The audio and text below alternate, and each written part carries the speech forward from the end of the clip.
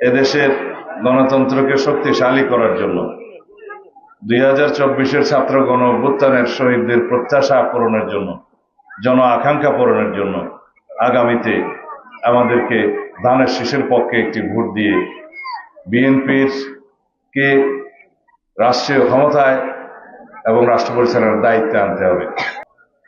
মাতামরের খালার মধ্যে বলে 2 কুনার দিয়ে বান দিয়ে রায় মাসার সার গজি দিয়ে। আচ্ছা, মাতামরের নদীর মধ্যে বারিশা মানুষ হইলে মানুষ তো ওয়াই পাওয়া যায়, আমি যা করি এটা বলে বান দিয়ে মাসার সার গজি। যাই হোক, আর জেল খাটাইবার দরকার আছে, জেল খাইছি আমরা জানন্দে আরারে জনগণের পক্ষে তাইবার কারণে হত্যা করিবার উদ্দেশ্যে আমরা গুম করে ফেলাই। তার আখে আল্লাহ মারে কে আমরা দোয়া করছিলাম আল্লাহ বাসায় রাখি এই দেশ আরো কিছু হাম করা করিব। খিলসা জগৎ আর কি কি দাবি দেওয়া আছে এটা লেখা আছে।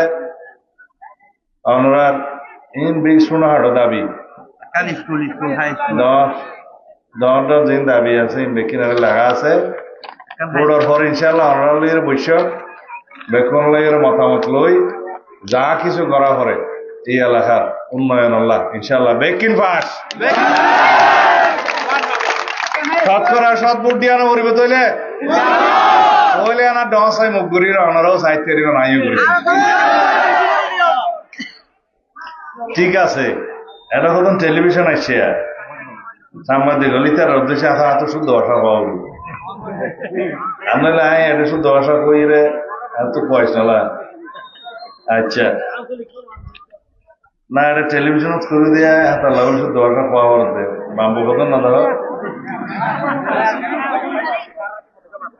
এদেশের ভাগ্য উন্নয়নের জন্য, এদেশের জনগণের ভাগ্য উন্নয়নের জন্য, এদেশের গণতন্ত্রকে শক্তিশালী করার জন্য 2024-এর ছাত্র গণ অভ্যুত্থানের শহীদদের প্রত্যাশা পূরণের জন্য, জন আকাঙ্ক্ষা পূরণের জন্য আগামীতে আমাদেরকে ধানের শীষের পক্ষে একটি ভোট দিয়ে বিএনপির কে রাষ্ট্রীয় ক্ষমতায় এবং রাষ্ট্র পরিচালনার দায়িত্বে আনতে হবে ইনশাআল্লাহ। তাহলে এই দেশের মানুষ দেশের শক্তিকে পাবে। বিএনপি এই দেশের মানুষের গণমানুষের রাজনৈতিক দল। বিএনপির যা কিছু উন্নয়ন পরিকল্পনা, রাষ্ট্র ভাবনা, দেশের নিরাপত্তার ভাবনা সবকিছু এই দেশকে কেন্দ্র করেই। সুতরাং আমরা যারা ধানের শীষের প্রতীকে নির্বাচন করছি আমাদের দেশবাসীকে অনুরোধ করব ইনশাআল্লাহ ধানের শীষের প্রতীকে ভোট দিয়ে বিএনপির প্রার্থীকে সমস্ত জায়গায় সারা দেশে আপনারা জয়যুক্ত করুন। ইনশাআল্লাহ বিএনপি সেই রাষ্ট্র বিনির্মাণ করবে, সেই শক্তিশালী গণতান্ত্রিক রাষ্ট্র বিনির্মাণ করবে যার প্রতিশ্রুতি আমরা দিয়েছি।